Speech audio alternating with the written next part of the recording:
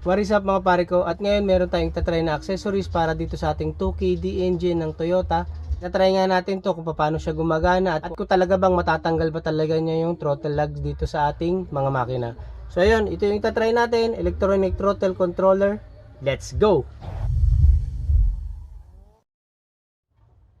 Ito mga pare ko yung box ng ATC natin. Sobrang simple lang ng box. Ang brand nga pala nito mga pare ko ay 9Drive. Ito yung pinaka-screen niya.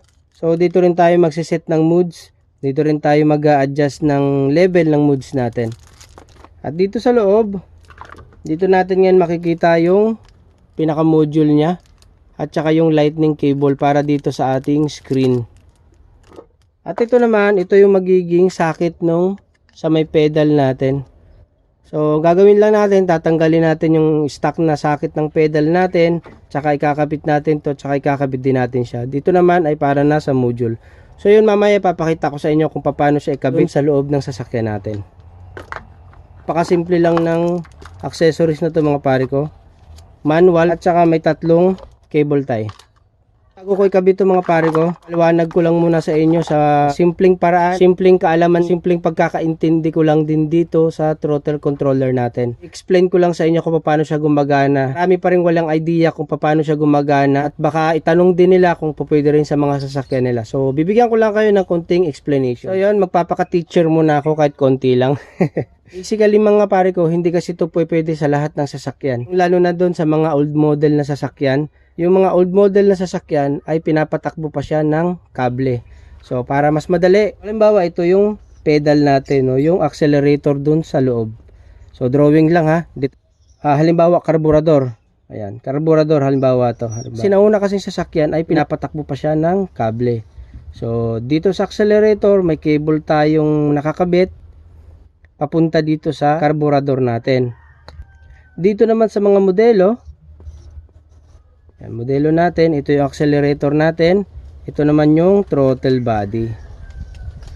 Yung throttle body na ito mga pare ko ay pinapatakbo na siya ng motor. So may motor siya rito at saka dito may sensor siya dito ng accelerator. So pinapatakbo naman siya ng wire, kaya tinatawag to na ride by wired. Ito naman ride by cable kasi pinapatakbo siya ng kable natin, yung sinaunang sasakyan natin. Yan, ito naman yung new model. Ganyan yung pagkakaiba ng dalawa. Yung pedal, may sensor to. Pag tinapakan mo to, dadaan to ngayon sa ECU. Dito naman sa old model natin, pag tumapa ka dito, wala na siyang dinadaanan kundi cable lang. Kung ano yung magiging tapak mo dito, siya ring magiging bukas dito. Kumbaga, 1:1 ratio yung mangyayari dyan. Kung tumapa ka dito ng 20%, magiging bukas niya dito ay 20% din. So, yun ang pagkakaiba naman nitong modelo natin. Katumapa ka ng 20%, malamang sa malamang, baka ibigay lang ng computer dito sa throttle body natin ay 10% or 15%. So, yun yung tinatawag natin mga pare ko na throttle delay. Tatanong nyo naman kung bakit may throttle delay, kung bakit nilagyan pa nila. So, isa lang magiging sagot ko dyan mga pare ko, emission. Subukan mo pagka itong sa lumang sasakyan, binigla mo ng tapak to. Halimbawa, binigla mo ng 50% na tapak to, magiging bukas din ito ay 50%. So malamang sa malamang maraming mga unburned na gas dito. So, magiging cause yun ng pag-usok ng exhaust natin, bigla siya. Kaya dito ngayon na-invento yung throttle delay. Pag binigla mo to ng 50%, malamang baka ibigay niya lang dito 35 or 40% ng bukas nitong throttle body. Kasi nga para mas ma-burn nung makina yung mga ini-inject na mga injector na diesel or gas. So pag nagkabit tayo ng ATC, yan, magkakaroon to ng 1:1 ratio. So pag tumapa ka dito ng 20 or 30%, ganun din ang ibibigay na bukas dito sa throttle body natin. Sa madaling salita, parang nababypass no electronic throttle controller natin yung nakaprogram dito sa computer natin. Nangyayari parang ganito sa old model natin na dekable. So pag nagkabit tayo ng electronic throttle controller, ganun din ang nangyayari dito. So nawawala talaga totally yung delay. So ayun, sana hindi kayo naguluhan at saka sana naintindihan nyo naman kahit konti. Ayun, pakita ko sa inyo kung paano siya ini-install dun sa loob. So ayun, setup na natin itong mga wirings at saka itong socket lang na to. Ito Ito namang module natin, sobrang haba ng wire para dun sa screen natin. Ayun, nandito na tayo ngayon sa ilalim. So medyo alikabok lang. So ito yung socket natin na stock mga pare ko. Ayan. So tatanggalin lang natin yan. Yan. So pindutin nyo lang dito. Ito siya. Yan. So yan lang yung pipindutin natin. So tanggalin natin to. Okay, yun. So tanggal na. Ikakabit naman natin to. Ito. Sobrang dali niya lang ikabit. Yan. O, isang kamay lang. Yan. So nag-click na siya. Then itong other side naman, so ikabit naman natin dito sa may pedal natin. Ayun. Ito namang socket na to ay para naman to dun sa module natin. So ikabit naman natin to dito. Ipasok lang at saka yan, idiin lang. Ayun, nag-click na, so okay na. So ito, mamaya na natin ayusin. Dito na tayo ngayon sa may lightning connector niya. Para na to dito sa may screen natin. Ito na yung dulo ng lightning cable natin mga pare ko. So kinabit lang natin siya dito sa may screen. Gagawin naman natin ngayon, isususi natin yung sasakyan. Ayan, susi natin.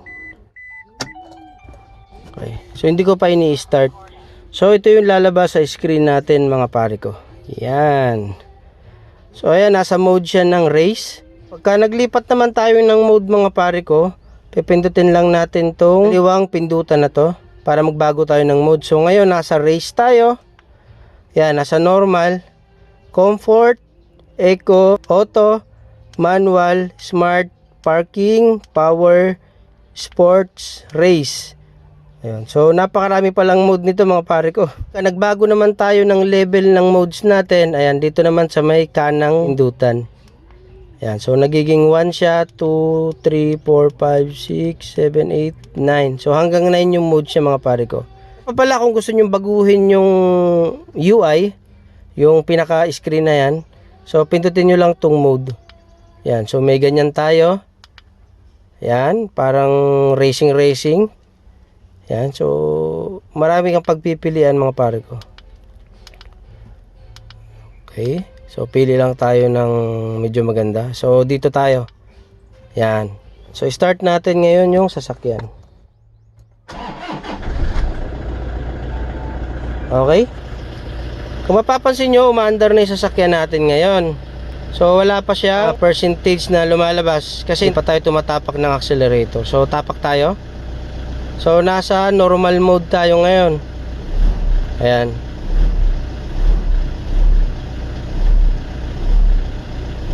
So, pakita ko lang sa inyo ngayon yung tinatawag kong delay.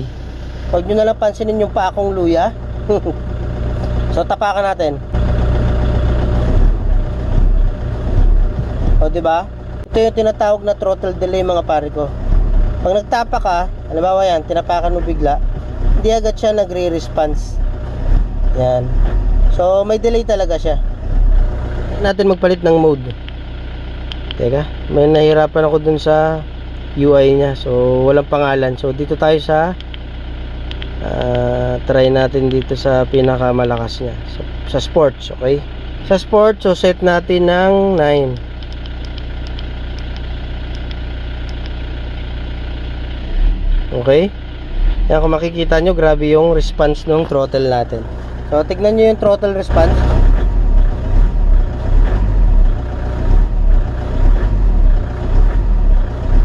Ramdam na ramdam mo yung throttle response niya mga pare ko. Kaya talaga yung delay niya. So para mas makita nyo yung RPM natin mga pare ko, so gagawin ko, ilalagay ko lang siya muna sa normal. So normal tayo.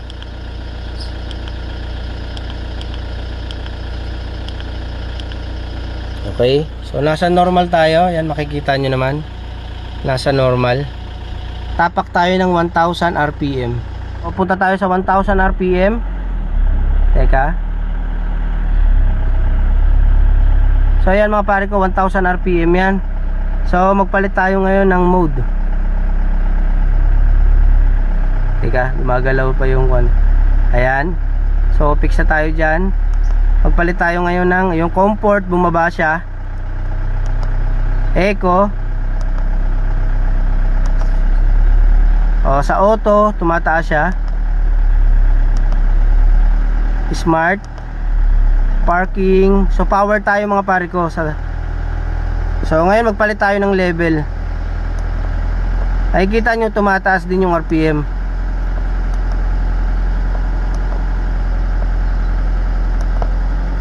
Ayan o. 6 7 8. Yan. Sa 9, kita mo, napapalakas niya yung RPM nung sasakyan natin. So magpalit tayo ng mode. Okay? Kita mo sa sports, mga pare ko, kung iisipin nyo. Oh, yan. Balik tayo sa normal, oh. Okay? So ganun siya gumagana mga pare ko. So doon pa lang makikita natin magiging responsive talaga yung throttle natin. Hanggang dito na lang muna yung ipapakita ko sa inyo. So abangan nyo yung testing natin ito at ikakabit natin to dun sa Hilux ni Utol. So yun mga pare ko, maraming salamat sa panonood at abangan nyo yung testing natin ito. Alright.